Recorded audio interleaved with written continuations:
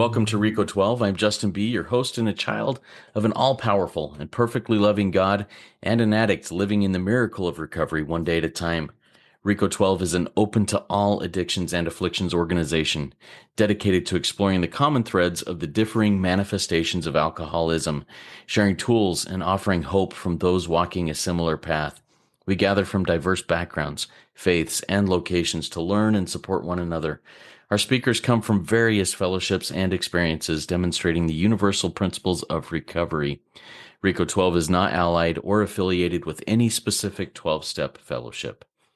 Last week, due to several last-minute issues that arose with the speakers and me, the host, we canceled our live meeting. That's the first time we've done that in a very long time, and I'm very sorry for anybody who was hoping to join us live last week but could not. I hope you were able to get what you needed from other meetings and other resources throughout the week. This is Rico 12 Speaker Meeting 339. Thank you for joining us live or in the recording later. Today's speaker is Purdy. He's been both a guest speaker and a guest host for Rico 12 in the past, and I'm super grateful to have him back today. He'll be speaking today on the topic entitled Creating the Fellowship You Crave. I look forward to hearing his message shortly, but first, a few quick announcements. Rico 12 offers a variety of recovery resources, including podcasts and social media communities. Just as a heads up, the Big Book Roundtable podcast that we just released, well, that we've been releasing for a long time, where we go line by line through the Big Book. But the episode this last week has gotten a lot of traction. It was on some of step 11, pages 85, 86 of the Big Book. And I've gotten a lot of feedback on that. So if you are in a place where you're like, man, I need to improve my step 11 work, check out the latest couple of episodes there and what's coming up. It's good stuff. All right. Rico 12 is self-supporting, and your contributions help us continue this message. Thank you to all our Spearhead donors, past and present, especially this week to Barbara and Brandon. Your support truly makes a difference. If you'd like to contribute, if your higher power is leaning on you, feel free to reach out to us at rico12.com/support, or check the links that I'll put in the chat and in the show notes of the podcast for monthly or one-time donation options. Every bit of support, whether it be financial or through word of mouth, helps us share these messages of recovery.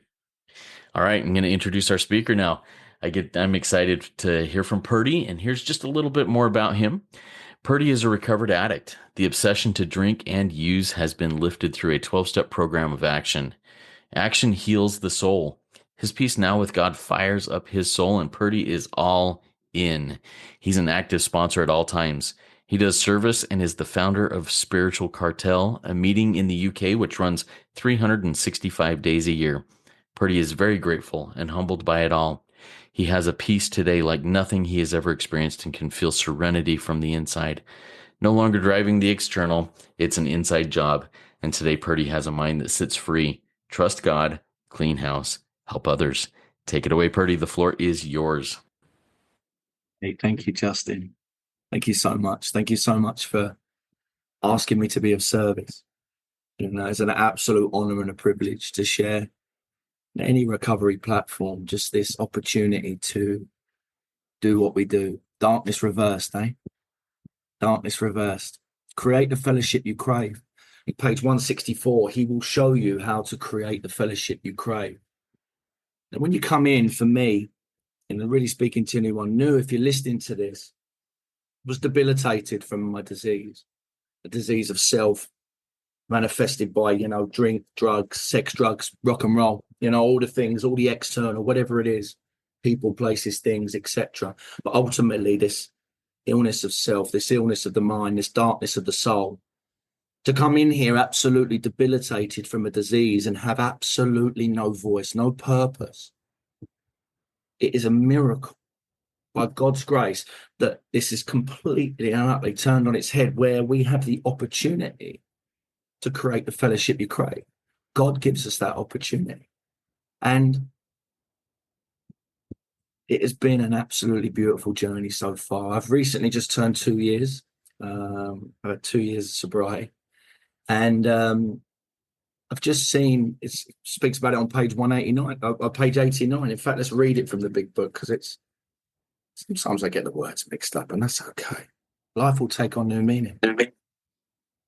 To watch people recover, to see them help others, to watch loneliness vanish, to see a fellowship grow up about you, to have a host of friends. This is an experience you must not miss. We know you would not want to miss it. Frequent contact with newcomers and with each other is the bright spot of our lives. And I've seen that and I've witnessed it. And I'm here to report. If you're brand new in these meetings and you're listening to this, like I say, beyond the walls that we build all by ourselves, there's freedom. I am here to talk about this, creating fellowship. We do this step 12 in action. I came into these rooms and someone picked the phone up. I came on and I went on to a Zoom meeting. And on that Zoom meeting, I didn't hear some big, profound spiritual scripture of someone reading all the stuff, which is like how I like to talk now. I'm not the man that came into these rooms. I speak very differently. I have a softer heart. I don't really like to swear. I can't feel myself shouting anymore. It's just suppressed. I've got this soft soul and it feels absolutely magical. But I came into these rooms and I heard someone and they didn't give up some big speech. They just came onto the screen and they said, "You got to get done. You got to get done." And they said it about 5 times and she was crying. And do you know what? I felt it. I sat there on that screen and I sat there and I looked at this person, I looked at these people around and I just felt whatever it was, I felt it. And they said, "Put your number in the chat." I put my number in the chat and a guy rang me. He wasn't a doctor. He wasn't a psychiatrist. He wasn't a physician. He was a crackhead from South London, armed with the facts, with a few years sobriety. And he said, "Purdy, you're not a bad person, man. You're just sick like me. Let me show you a way." And we started this beautiful work of the 12 steps. In the UK, the meetings finished quite soon. I was a vampire, so I come alive at night. I come awake at night. So when the UK meetings finish, 8, 9, 10 o'clock, I'm still up. I'm still active in early addiction. I'm still, what's going on. And I had this beautiful opportunity to, with Zoom, to be able to go worldwide, to be able to jump onto a meeting in Canada, to be able to jump onto a meeting in the USA. We've got that now. We've got that beautiful Zoom platform that we can connect to a meeting at any time of any hour, any minute of the day, almost all the way across the world. How incredible is that? And I start to listen to a different message as I see it, or another message as I see it. And it was incredible. I built these relationships. People like Brother Jason, Kimia, Cameron, Nikki. I meet these people. I start to hear them. I start to listen. I start to feel them. I start to see them, and they blew my mind. They blew my mind. I didn't know. Cameron wrote I was shown how to do the 12 steps. I was given a big book sponsorship workbook. I was taken through that way. I didn't know Cameron was anything to do with that. Yeah, I'm seeing this guy. It was only later that these links start to cross. So I'm working through this workbook. I'm meeting all these people from Canada. I'm off at 3 a.m. I'm over to America and I'm joining the American meetings. And I hear these brothers like Ralph White, Leslie Strange, Rico. I hear all these speakers speaking and I'm just absolutely blown away. I'm like, oh my God, what a message. What a message. Not only people from the UK, people from Canada, people from America. And I went to my first convention. I was 6 months sober. And Cameron was there. It was in Blackpool. He makes fun of it, and rightly so. No, it was beautiful. And do you know what? I met Cameron for the first time. I heard him share up on the stage, up on the podium. Young was there as well. Young was sharing. And I sat there as a 6 month, nodding and, I'm invested. I'm invested in the blood in this fellowship. The ink from the page is magical. What a magical book we have. But the blood of the fellowship as well. And I see it. I witness it. I feel it. The energy is an energy. I'm crying. I'm internally crying as I'm seeing these newcomers running up the middle and taking their big book for the first time. I'm witnessing this magic happening all around me. I'm hearing these speakers like Cameron come in and be direct and say people are dying. This is the way. I hear spiritual brothers like Young come in and deliver this message of spirituality. And I'm like, wow, man. I drove away from that convention 6 months sober. And it says on page 164, he will show you how to create the fellowship you crave. I leant into that moment, and I was just bang. I wanted to start a meeting. Do you know what? I was inspired. We stand on the shoulders of giants. I was inspired in that moment. I was inspired by the speakers from Canada. I was inspired by the speakers from America. I was inspired by the people that I see in the UK. And I thought, you know what? I want to start a meeting where everyone is involved, where we have everyone from all around the world come in. Wasn't every single day at the start. My brain was said once a week, once a week. It runs away with me when I start the format. And when I'm building a meeting, the first thing I got to look at is, unity, service, recovery, the legacies. So, when I had this thought, this thing, which was just an idea in the car. By the time the car got from A to B, I had a name, I had formats, I had everything, because I'm switched into this stuff. This stuff lights my soul on fire. It really, really does. I'm all in. So we're driving along, thinking about what to create. So I want to get all the speakers in from all around the world, so everyone gets to hear a message of hope every single day. Solution and spirituality every single day. What do we need to create off the back of that? A family. I want to create a family, somewhere where people feel safe, somewhere people because I never had a home. I wanted to have a place where would feel like home, So I'm sitting there and I'm thinking of these names, and I'm thinking of spiritual. I'm thinking of spiritual, new way of life. This is the journey that I'm on, spiritual. And then I don't know where cartel come from. Probably a mix of Kimia's gangsters, mixed in with a little sprinkle of family, mixed in with a little sprinkle of group, mixed in with a little sprinkle of, the old badass life that we used to live in, and just blended it together. And gangsters, cartels, let's go. Spiritual, cartel, SC. I saw it. I wrote it down. Then we start to get into that process of, right, okay, what's it going to be? Once a week. So I just want someone to come in and speak once a week. But what I want them to speak on, there's meditation. Meditation plays such a massive part in my life. I also want to speak about the steps. Kimmy inspired me to look at meditation. Cameron F inspired me to look at the steps. Big book. I was hearing people like Donna J and Howard E. I'm thinking, we've got to have the big book. I'm hearing experience, strength, and hope shares from brothers like Ralph, and they're blowing my mind. And I'm going, we've got to have. And in the UK, I was a bit of an MC when I was younger, and I used to have a thing on Radio 1 called Fire in the Booth. So I was like, we're going to call it Fire in the Booth.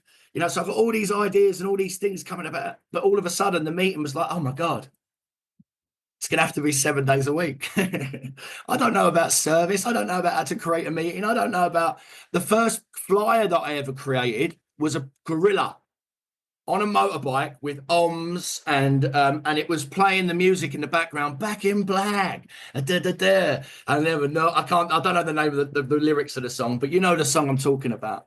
I remember putting that flyer out there and someone going to me, Purdy, have you ever heard of the traditions? The what? Because I'm just learning. It's from a place of love, right? I don't know. I don't know what I don't know. I'm just bit by bit. I'm trying to be a better person. I'm trying to live in spiritual principles. I'm learning every day. Every day I can be taught. So I pull that flyer back and I'm going, right.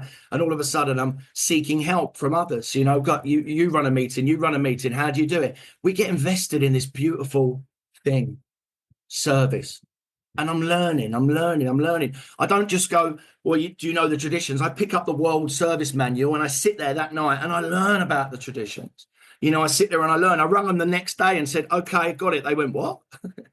Not that saying I've got it, I totally got it, but I get it. I see where it's coming from. Okay, we're moving through, we're moving forward. So the formats of the meetings, I'm thinking, right, Monday, meditation, so forth. Let's start off the week. Not that any week starts at a certain thing, but let's call the start of a week Monday. Meditation and gratitude, an opportunity to come in, to breathe, to have a space where we can collectively join together in breath and then come back in and share on gratitude. Pick up the phone to Kimia. I asked Kimia to be of service. Kimia is of service, and Kimia says yes. And a Monday morning, and a Monday meeting is formed. I was playing a bit of other stuff then, but then Kimia has been an incredible part of the service team for Spiritual Cartel. Tuesday, steps. Each week we go through a different step. Step 1 to 12, over 12 weeks and then back. Who can come in? Cameron, let's get him to speak on the steps. And then let's have a different speaker each week. Wednesday, the big book. Then we had spiritual principles on the Thursday. So we can look at each and every spiritual principle as an individual and hear different speakers experience strength and hope on the spiritual principles. On Wednesday, we have the big book share where someone comes in and shares their experience, strength and hope around the big book. On Friday, we have fire in the booth, which is where we hear a guest speaker can come in and they can speak about any topic they want. The floor's theirs. Ralph Wyatt came into that and do that, etc. And we move through. We start off this process. Saturday, unity, wheel of recovery. We're not a glum lot. I love a bit of music. I don't come into fellowship to be a miserable sod.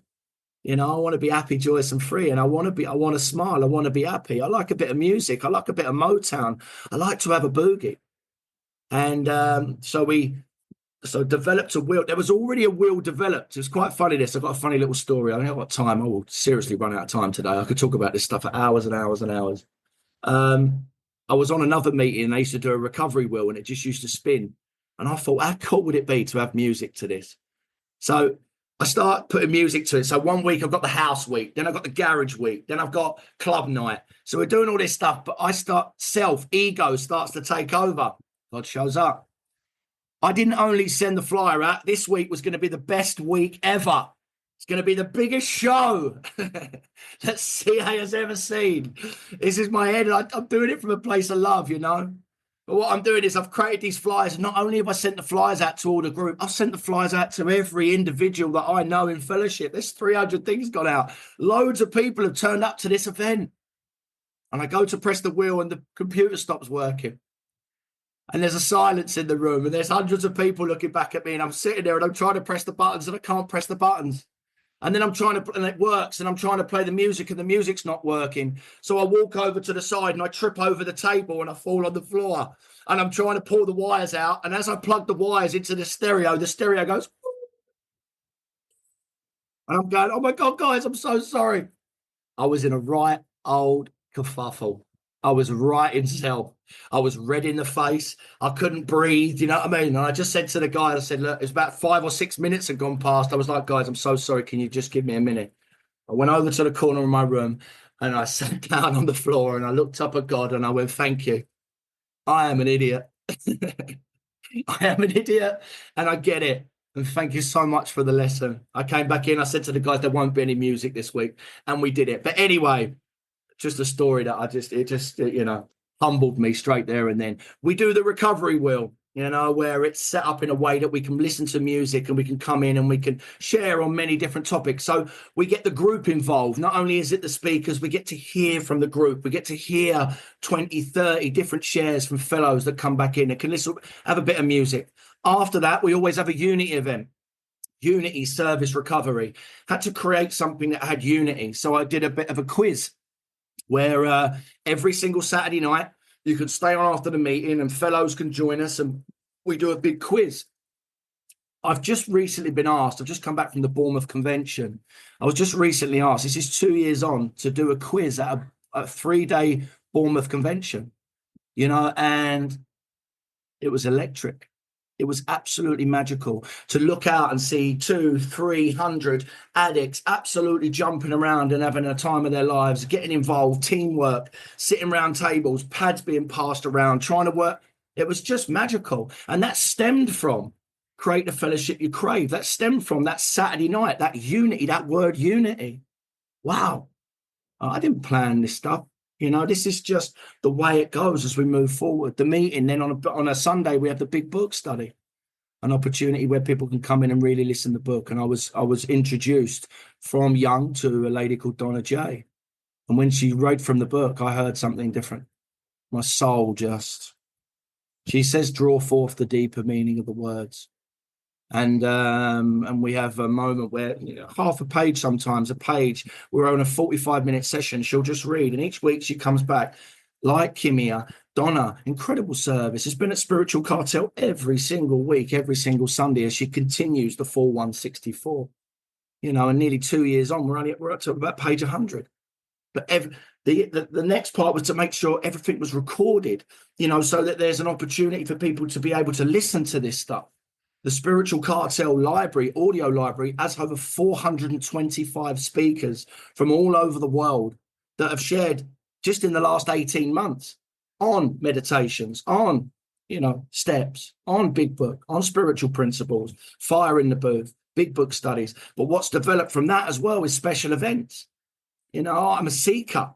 I want to find out who wrote these stories in the Big Book. Let's get them in. Yeah, so I'm researching, I'm looking, I'm finding, I'm speaking to all these people. I'm building this network of people that I can speak to and pick up the phone to. Hundreds and hundreds and hundreds of speakers I know personally. And I could pick up the phone and I could speak to them and I can have a conversation. Incredible. Wow. So I'm looking, who wrote that story? Who wrote that story? And all of a sudden, I'm getting people that are sharing stories in the Big Book. We're having live interviews from Akron. We're taking tours online around Dr. Bob's home. These things are just incredible. They're magical. But you know what? It makes me emotional every time I talk about it. Do you know what I see? I see a service team of nearly 40 people. That meeting started and it was nothing. It averages, 150 people a night. It's one of the biggest meetings there is.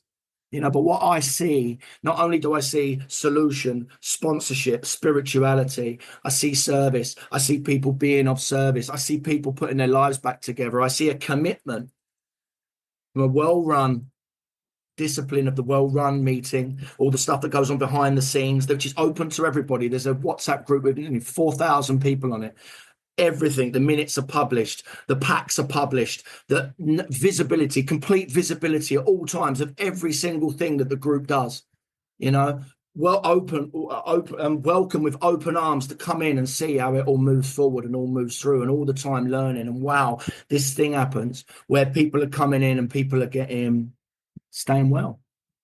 I'm seeing 10, 20, 30, 40 service members coming up to a year, all hitting their year marks, all hitting their, I've got sponsees that, because 3 Legacy sponsorship, not only is the recovery side of it, I want to sponsor my sponsees into service, Spiritual Cartel, and obviously suggest to my sponsees that they do the same with their sponsees. And what I'm starting to see on Spiritual Cartel is not only my sponsees, it's my sponsees. Now my sponsees are on the meeting, and this thing is building. Incredible, magical, emotional. We've had our first year convention. Those speaker tapes go all around the world. I have people that don't even attend the Spiritual Cartel that come on and go, oh my God, I just heard a message. They're going to be there forever. Magical, beautiful, incredible. Off the back of that, we would create unity events. We've had a few unity events with the guys where we go away. There's one coming up. There's a spiritual retreat coming up where we've hired a piece of land in the middle of 9 waterfalls, where all the service team, 30 plus service members, an opportunity for the group to get away, to feel safe, to have a moment where we can spend together. We can go cold water swimming. We can do meditation. We can do breath works. We can sit around the fire. We can talk. We can share gratitude. We can experience this thing together. Magical, beautiful. And I'm seeing a real family, a real group. We show up for each other. If I'm sharing at a convention, there's 30 of them coming with me, If they share at a convention, we're going with them. If they're sharing at a unity day, we're going with them. If they're sharing online, we come. In fact, where are they all today? No, I didn't say that. They're sick of hearing me now. They're here. We're here for each other, and that's magical and that's beautiful, and it really just opens up my heart, to see a fellowship grow about you, to see a host of friends, all the promises that are said in that beautiful book. It starts to happen, and it's incredible. Things have to move. They move on. I can't be Spiritual Cartel. I may be the founder of Spiritual Cartel, or maybe the creator, but I can't be Spiritual Cartel. Fellowship is bigger than that. I remember some people attacking me in a nice, in the way that they do early on. You've seen your flyer, mate. Your flyer, Spiritual Cartel's massive. And the logo for the fellowship's only tiny. Do you know what? Never even thought about it. And I just put my hands together and I go, oh my God, thank you so much for bringing that to my attention. I'll change that. So what I do is I don't just change it because I can't. I take it to the group. I'll look at the flyer and I'll say, this has been suggested to me. This is the new flyer I've created. What would you as a group like to do? And the group decide. And that's what we do it. I bring that person back and I go, thank you so much for that. A bit. And they're like, they don't even attend the Spiritual Cartel meeting, but they try and have a go. And that's fine. And I get it.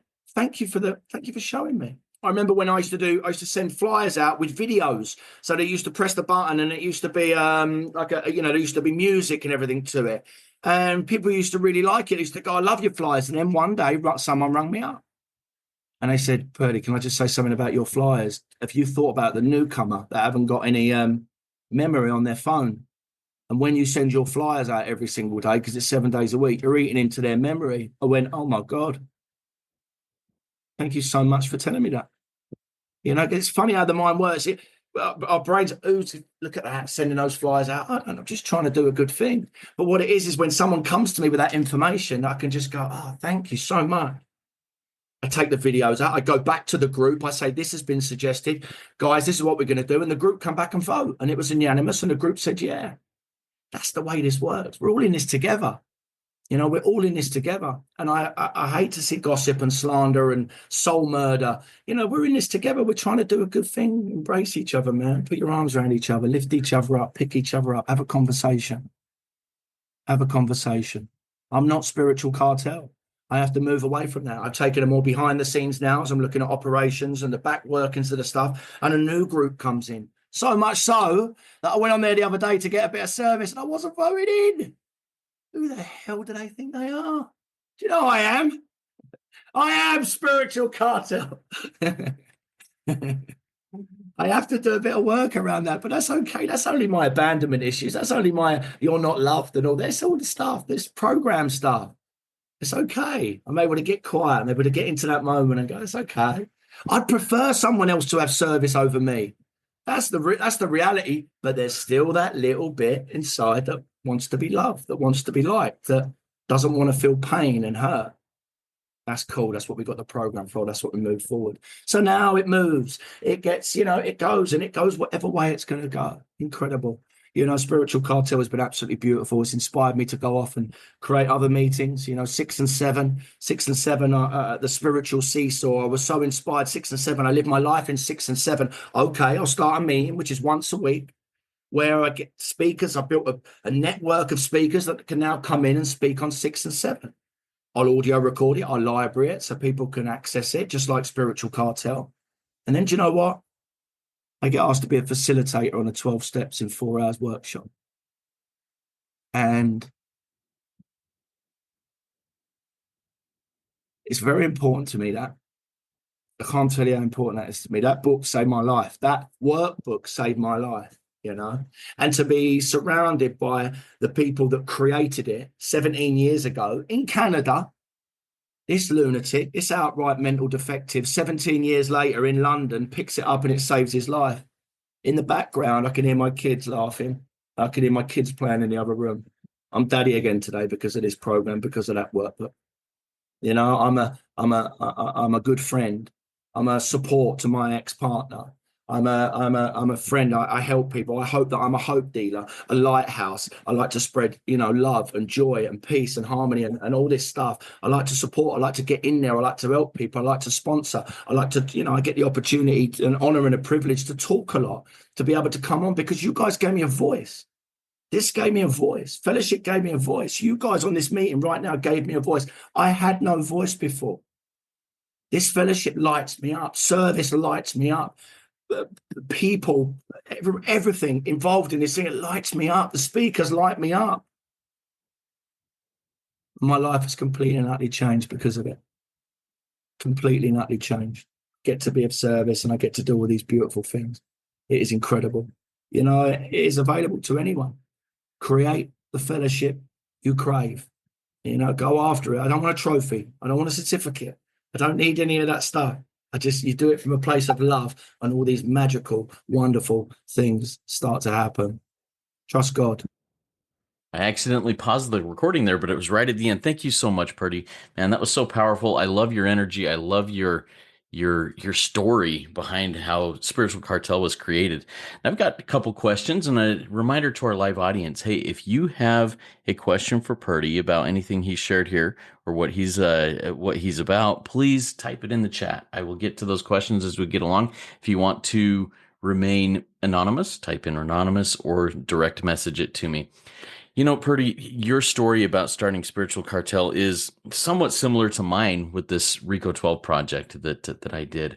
And I just want to ask you a little bit about how I mean, in the big book, it says, you know, let's see, all of us spend much of our spare time in the sort of effort which we are going to describe, and a few are fortunate enough to be so situated that they can give nearly all their time to the work. How do you have enough room on your plate to do all this stuff that you've been doing over the last couple of years?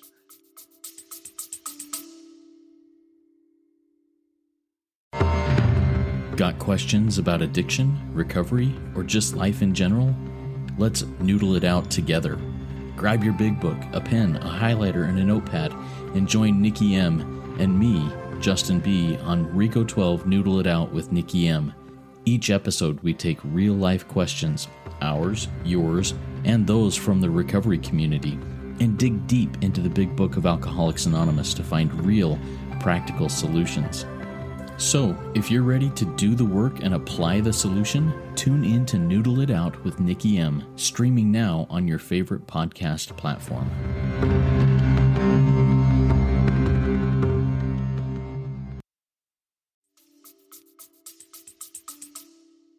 Yeah, thanks, Justin. So, I mean, I'm the addict that Bill talks about in the book, the one that says, the Dr. Jekyll and Mr. Hyde, or the one that I had a big job. I was paid a lot of money. I was paid £200,000 a year as a sales director over here in the UK. So I run a big company, and when I came into recovery for the first time ever, I've been busy my whole life. It was a time that I set aside. I was so broken and so busted up and so mangled that I just made a decision that right then I was going to throw myself into recovery. I didn't know, I didn't know. Maybe it's a quick fix. I get back to work. I didn't know what I was going to experience. You can't experience the experience till you've experienced it. All of a sudden, something happens. I get to see the light. I get to see the truth. I get to see all these things, and my life and my internal, the way that I'm feeling starts to change. So what I do is I make a commitment. I've got a bit of money in the bank. I make a commitment to just throw myself into recovery. I learn to live differently. I learn to live minimalistically. I learn to live on the bare minimum, to not hunt for my food, but I mean, I quite fancy that now, but I want to strip it all back. Less of me works. I'm more of me. I need more Range Rovers, more women, more houses, more holidays, more parties. I need the disease of now and more. I want more. Addition by subtraction. I learn in this program that I grow by taking away. So I give myself that time. I give myself that space. It's okay. You will survive. I did survive. Do you know what? And then I just took that time out. I invested myself into everything fellowship. And I've now my heart's softened. I'm pursuing different dreams. I've been offered a big job. Just recently, I was offered a 6-figure salary to come back and work at a company. And I meditated on it. And I rang them back and I said no. I said no. Because I don't need all that money. I genuinely don't need all that money. This new happiness, this new way of living is, I need money, but you know what? What do I love? I love breathing. I love meditation. I love breath work. I love grounding. I love Mother Nature. So what I'm going to do is, I'm currently doing it. I'm doing a course around that stuff so that I can offer it free to fellowship. Within the fellowship, completely free of charge. Conventions, people that come on and ask me, I'll do it free. But outside of fellowship, I'll create a little business. Not one that's going to make me a multi-millionaire. One that's that I can just survive and I can enjoy what I'm doing and I can give back and be of service. So, giving yourself that space, which is hard at the start. But what a beautiful journey if you can give yourself that space, step away from, throw yourself into recovery. And then for me, just something magical happened. And Yeah. I have purpose now. I know my purpose, and that's the way I'm going, you know? Yeah, and you brought that up a few times about purpose. When you came into the rooms, you said I was without purpose, and then I found purpose within the rooms. Now, you also mentioned that you lived a pretty big life before. It was a messy life. You tried to run it into the ground and everything. What would you have said your purpose was prior to recovery when you realized you had no purpose and now have built this purpose? I truly believe I had no, I mean, it was a lie. I would tell myself that the reason I'm successful is for my family. So I'd go and get these awards, and I'd go to an award ceremony where I'd won an award. And then I'd be in that award ceremony, and my family are there, and other people, and there's thousands of people sitting on these seats with dicky bows, and I'm injecting heroin into my arms, and I'm having that conversation as I'm on stage, going, "The fuck's going on here? What's going on here?" Because this agent, what's the best way to put it? This manipulator, this liar, this guy. I'm driven. I'm definitely driven, and I was driven even in addiction. But I was convinced that I was looking after my family, that I was taking care of my family, that I was giving them the life that they could only ever dreamed of. But I was doing the opposite. I was going to these award ceremonies, and I was going outside. I'd see a homeless guy, and then me and him, I'd go missing with the homeless guy for 3 days and get cracked off me nut. And there's people inside wondering where I am. So I believe that I came from nothing. I came from misery, depression, being mentally and physically tortured as a kid, having absolutely nothing, being a street kid and growing up. And I got to that thing where I come out of prison and I said, I'm going to change. Bill says in the book, no one tells me I can't do nothing. So I was so fixated. This avatar started to create, I can do this, I can do this, I can do this. And I'm getting more and more lost all the time. This character of self is building up around me. I believe I'm looking after them, but I'm not. I'm just leaving them lonely. I'm just leaving them in pain. I might be able to buy anything, but I'm going missing for days, wanting, needing. I remember I lost my first wife. All the money in the world can't cure the hole in the soul. I lost my first wife because she's a prisoner of my mind and my ways. She missed me. My second marriage broke down. And I remember her putting on my arm saying, every time you promise me and you keep going missing, you're breaking a piece of my heart. You're my best friend in the world. Because I wasn't a nasty person, Justin. I wasn't a bad, I wasn't a nasty person. I'm always wanting, needing, hunting, looking, searching. I'm busy. I'm living life up here constantly, convincing myself that I'm doing it for the greater good for someone else, when actually I'm just driven on this manic roller coaster that I'm on, and ultimately getting money, spending money, getting myself more in trouble with drink and drugs and everything else, and until the day come when I had no purpose. I didn't think I could love again. I didn't think I could ever be loved again. I didn't think I'd be able to get work again, do this again. My kids, my family, I'd lost everything. Pissed away anyone that had ever loved me. And I had absolutely no purpose. So much so that, I wanted to kill myself. And I did try that. Put a rope around my neck, because that's where this takes me. That's where all the money in the world takes you. That's where all the fantasy, that's where it took me. Took me to suicide. How beautiful now that I'm free of that. No, that's so powerful, and I really appreciate you walking through that, Purdy. We've received a question from the audience. It's an anonymous question, and it's one that I really identify with. So I'm going to add a couple of other words into it to make it related to me also. This person says, "It sounds like you are not a lazy person. What would you say to the lazy people, the people who avoid, the people who procrastinate, who want to do more and be more? What would you say to them?"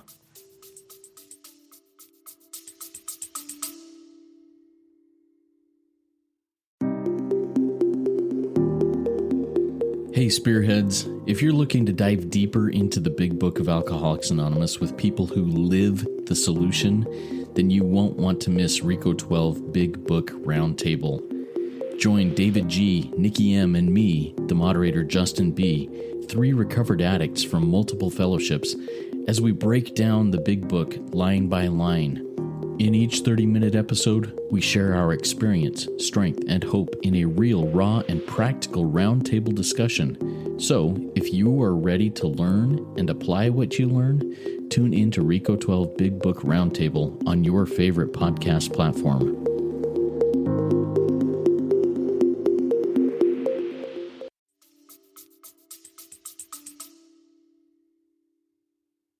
You'd be amazed. I am. There is a laziness in me. There really is. That bitter morass of self-pity. I'm very quick to get in that.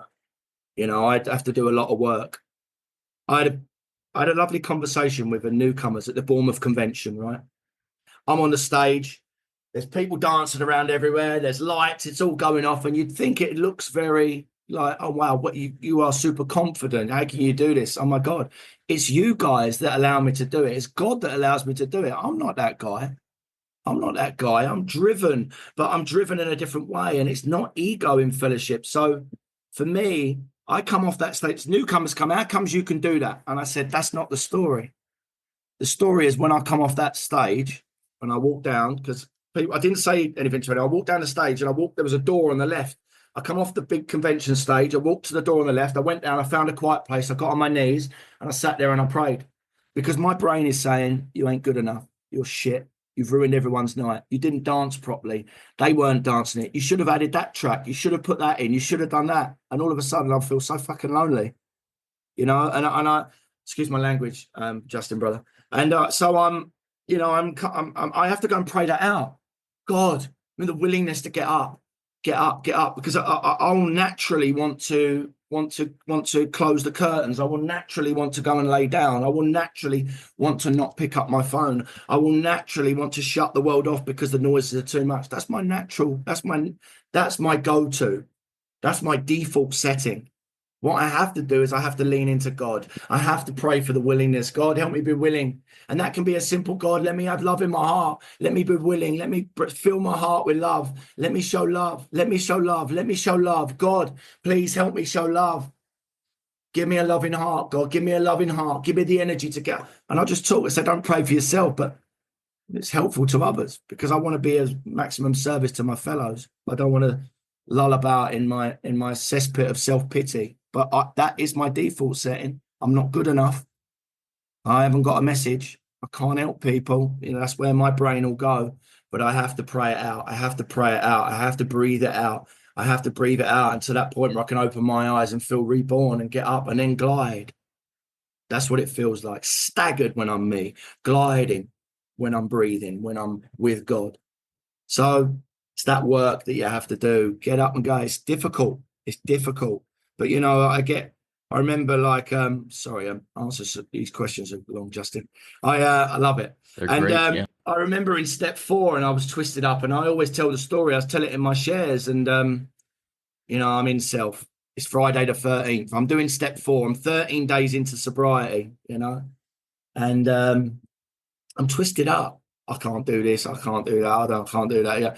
And my brain wants to shut the curtains. My brain wants to forget about fellowship. Just pretend you never even saw fellowship. Get rid of it. I want to turn off my phone. I want to switch everything down. I want to shut everything down because I like the darkness. Or no, that's not the truth. I'm used to the darkness. I'm used to living there. So that can be my comfort zone. I'm sitting there and I'm in self. Why my brain goes Friday the 13th. So I look on my Google, I'm in self, Google Friday. Why is Friday the 13th Friday the 13th? And then a couple of stories come up, the Last Supper, also the god Loki, the mischievous god that came in, and so what happens is I get a little bit out of self. Then I go into meditation. I try and go, right, come on, God, what we had me be, what we had me do. I sit there in meditation. I sit there in breath, and the sea comes. This is living in the steps. Step 2, came to believe in a power greater than ourselves could restore us to sanity. In that vision, in that moment, in that breath, it tells me to go and get in the sea. That's what I have to do when I'm feeling lazy, when I'm feeling bone idle, when I can't be bothered. I have to connect to the spirit world. The spirit life is not a theory. We have to live it.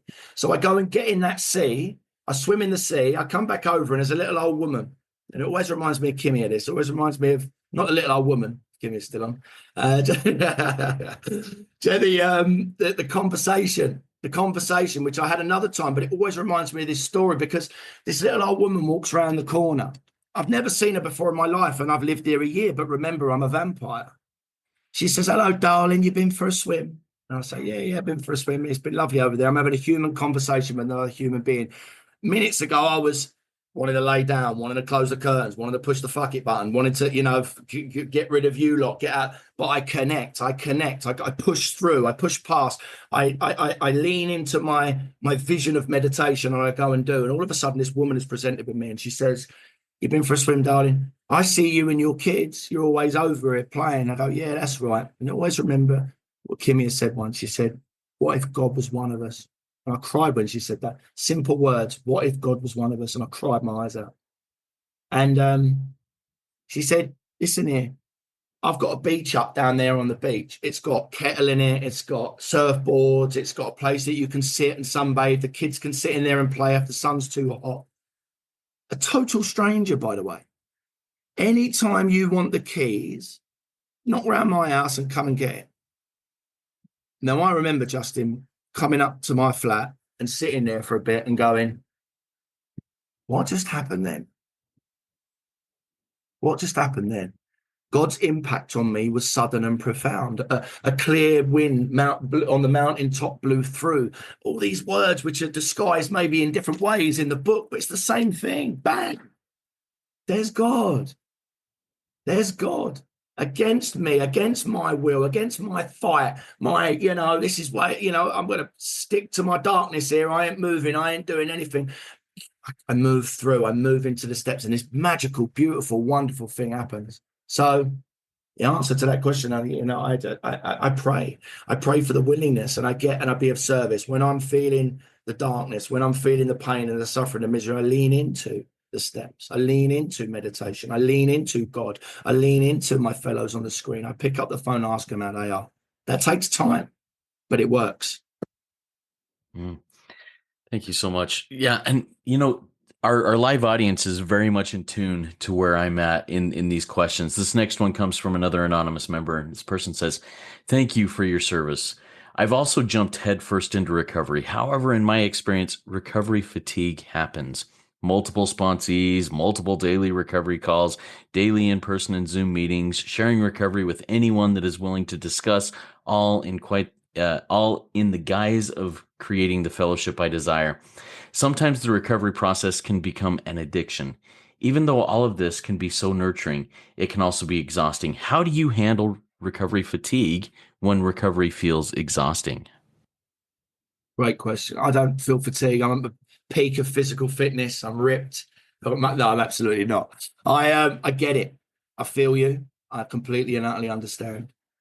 And it's about that creating the boundaries, and having those clear boundaries, which I didn't have at the start. I want to sponsor the world. I want to sponsor, all the starfish, anyone and everyone. And all of a sudden, I'm trying to do this. I get it, and that's okay. But it's about having those clear boundaries with self. It was Cam that said it, I think, which inspired me. I tell my sponsees, I will let you down. I will let you down. It's no human power. What I mean by that is there'll be a time when I need some space. I need to put my phone on silent. I need to go for a walk. I need to have that 3-4 hours out. And just at that moment in time, you're trying to ring me, and you'll go, and you go, "Oh, can't get hold of him." And then you ring someone else and go, "Can't get hold of Purdy." And they go, "That's unlike him. I thought he was really helpful. I thought he helped people." This stuff can span it. And all you've done is you've gone for a walk. It's okay. You've got to create those boundaries. I think for me, having your sleep patterns change. What's my morning routine like? Do I jump straight out of bed and go look at my phone? No. The first thing I used to, the first thing I do is I wake, routine. I'd wake up in the morning and my phone, I go, rip, and I'd be like, answer questions. Everything's going to be okay. Don't worry. I'll answer. I'm saving the world. I'm trying to save the world, for 2 hours, and I'm getting up and I ain't got time. I'm all over the place. I have to give my morning to God. He then gives me the rest of the day. So this phone doesn't become part of my morning routine. It's not there. I've got Alexa for my music that I want to play if I want to play, but I do a lot of silent meditation now. As soon as I open my eyes, I close my eyes again, and I'll go into a set of prayers, not necessarily a set of prayers, maybe a thank you, morning, morning. Maybe a mantra. Beautiful Kimmy, I said the Devi, and all this stuff that I'm listening to now, opening up my heart and my soul. I have to have that moment where that hour and a half, where I just completely and utterly shut off and hand myself over to God. Open my eyes, feel that rebirth, and then everything feels a bit clearer. I can see differently. I can feel and touch, and everything's different because I'm out the way. Then I can look at my phone. I can diarize my sponsees. I don't have to I don't have to sponsor 15 people. I still sponsor heavy. I've taken nearly 70 people through the work. I'm always sponsoring. I sponsor 6 people at a time, but it's okay because it fits in my diary. I've diarized it to work. We have space to take calls and things like that. I've limited my amount of meetings. I was meeting heavy. I looked at my diary at all yesterday. I've got, which is an honor and a privilege. I've got 43 speaker arrangements booked in the next 3 months. 43, but how lucky am I? I have no voice to have the opportunity for someone to come and ask me to speak. I remember having a conversation with someone about that. I couldn't send my flyers out, because I'm like, I can't do that. I think it's like ego. I was sending my flyers. No, I can't do that. I didn't used to send my flyers out for ages, and I spoke to a spiritual teacher, and they said, "Who are you?" He said, "If you're being asked to speak, you send your flyer out." And I'll be like, "No, I can't. What if people are going to, people are going to think this, people are going to think that?" He goes, "Fucking, it's got nothing to do with them. It's got nothing to do with you. This is God's work. You've been asked to share somewhere, you go and share. You be the light, and you be a lighthouse, and you do this stuff." And I think, when I find fatigue and I find moving through a lot easier when I'm not surrounded by a lot of noise, because if I'm surrounded by all that type of noise, as well as then unstructured diary and stuff like that, I can feel a bit overwhelmed. And then what happens is I start working at 12 steps backwards. I don't pick up my phone to the newcomer. I do have a bit of silence. I'm not really praying and meditating today. I'm not doing any inventory because I don't need to. I'm just having a rest, man. I'm just having a rest. I deserve a rest. Look at what I do. Yeah, look at all the stuff that I do. This is my brain talking to me. Have a rest, Purdy. I don't need to do it. And I'm working about the love of squeezing myself. I'm not in the seesaw of 7 and 6. I'm not entirely ready to have God remove these defects of character because I want to be lazy today. I want to be lazy. I don't want to talk to no one. I'm in defects of character. 4, 3, not handing it over to God, not believing there's a power greater than me. Guess what? I'm powerless. And that can happen in 5 minutes. So I have to maintain a diary, a structure, a boundary in place. So that's, if you looked at my phone now, I used to run a big business. I was never that organized. I built up, but now I'm really organized. And I say no. This weekend, I've been asked to go at a convention. I said no because I've got my babies next door. My babies are next door. I'm going to the beach with my babies this weekend. And at the start, that's hard because it's like we can't say no to service. Can't say no to service. Yes, you can. Yeah, yes, you can. You can. If family's there and things are important, we have to have the bridge to normal living. We have to space it all out, and that can be tough. But when you get it right, and get the, it flows a lot easier when we get rid of all the noise. Sorry, Justin, my answers to these questions is long. No, dude, I love the energy, and I love all the you're hitting it from angles so that it resonates with so many different people. So I think that's very powerful. And this is going to be one of our last questions here, and it's from Elle Bell from our live audience. Elle says, "Do you realize?" Her question is, first she says how honored she is to have met you, and how grateful she is for the things that Spiritual Cartel is doing.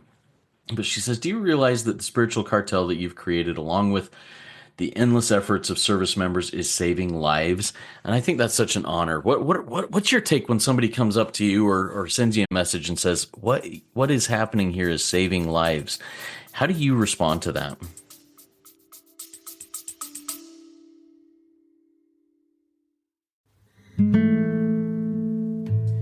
Hey, Rico 12 Spearheads. If our recovery resources have helped you, please consider a donation. Your financial support, as well as your word of mouth support, keeps Rico 12 running and reaching the man who is still sick. Donate today at rico12.com/support, or check the show notes for PayPal and Venmo links. Every contribution helps carry the message. Thanks for being a Rico 12 Spearhead.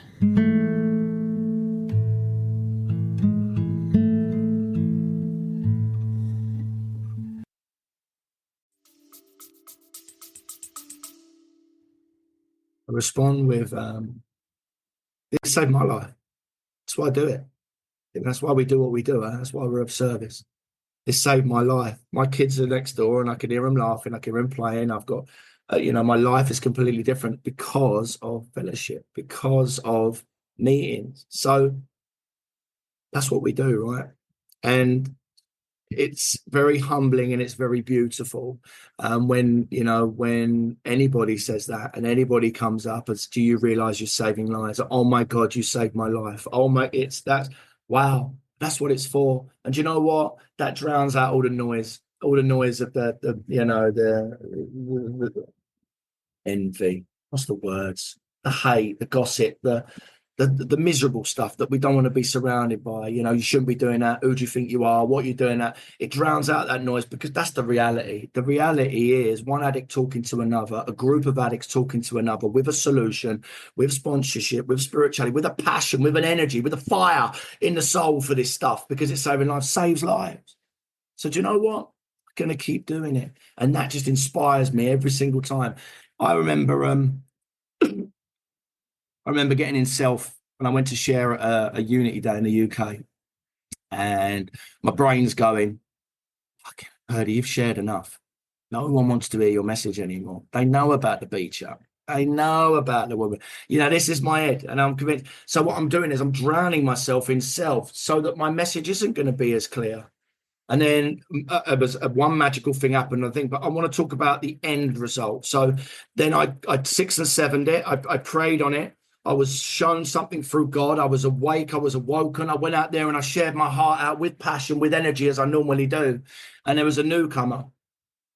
And he was really upset in a good way. And he was lit up, man.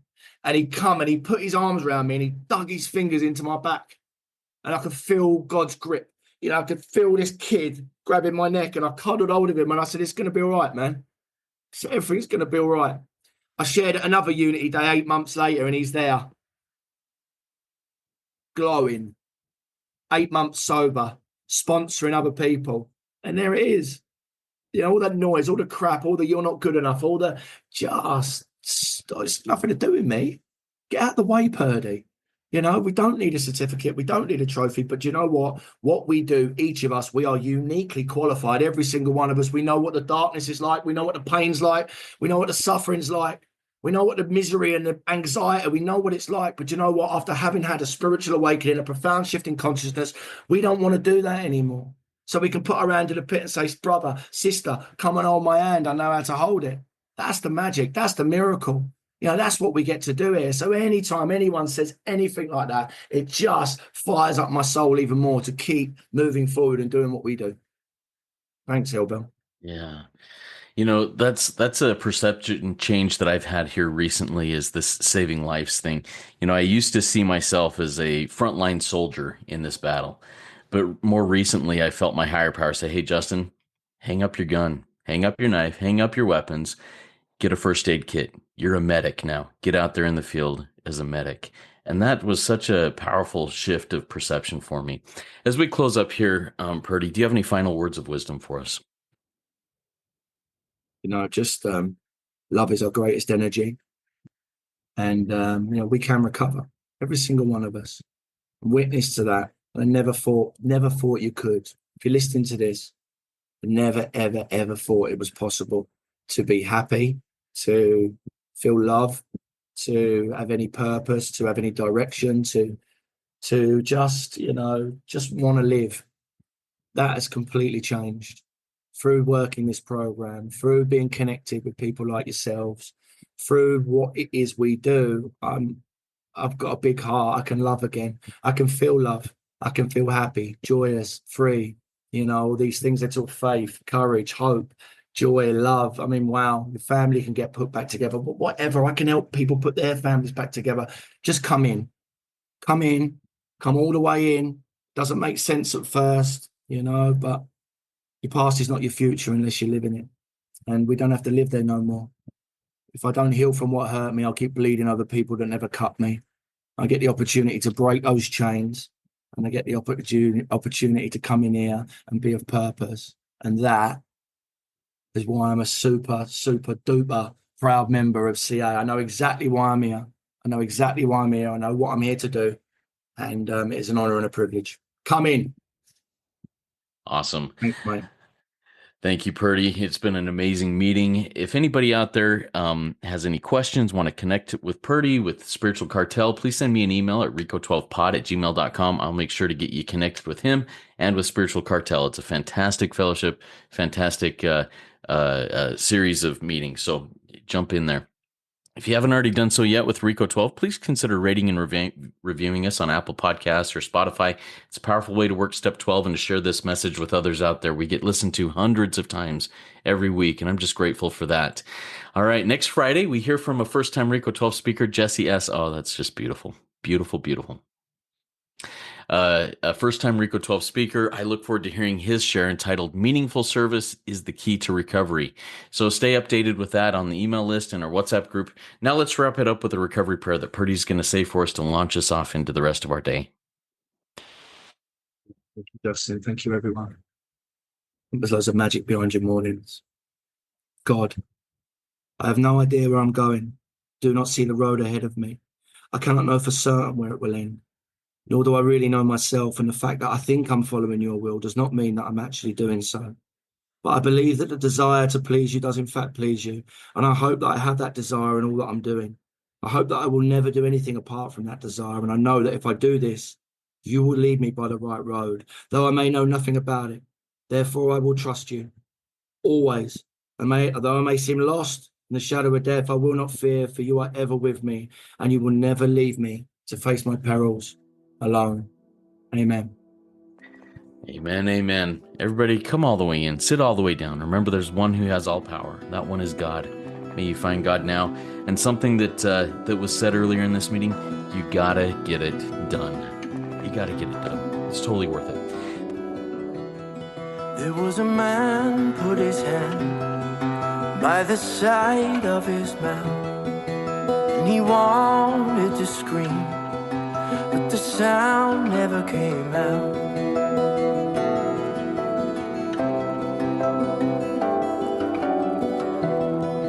So he reached for the bottle to wash the pain away, 'cause what he wanted so badly was to live a different way. And all of his problems and all of his pain filled up the puddle and rose with the rain. His ship kept on sinking to the bottom of the lake.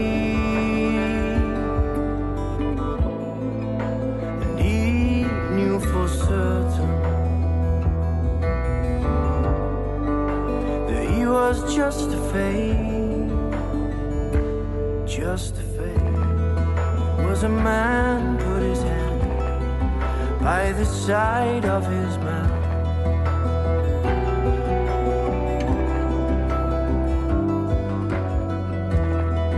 and he wanted to share, but only lies ever came out.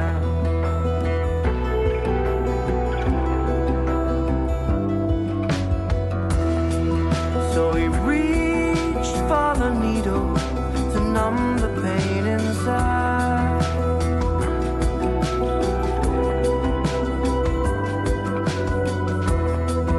and the truth that he yearned for shriveled up and died.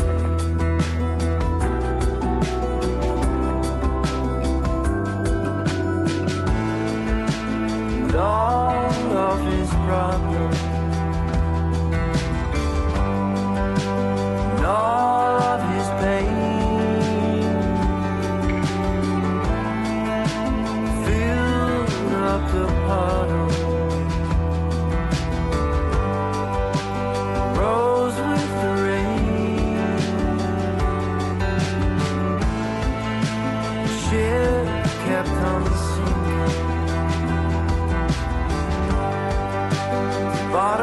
of the lake. He knew for certain that he was just a fake, just a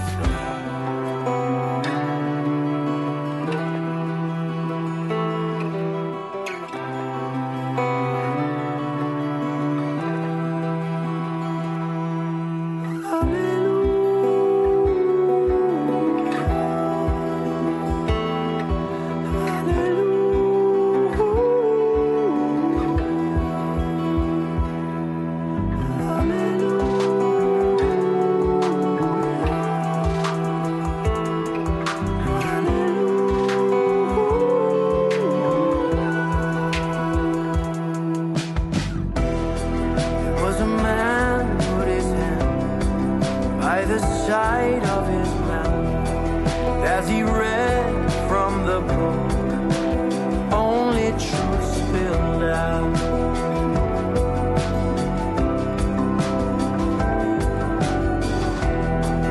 So he reached for a power to help him through the night.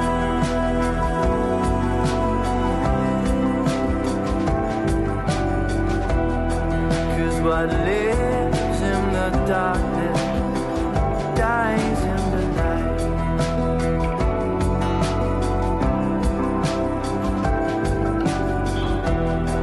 Yeah, what lives in the darkness dies.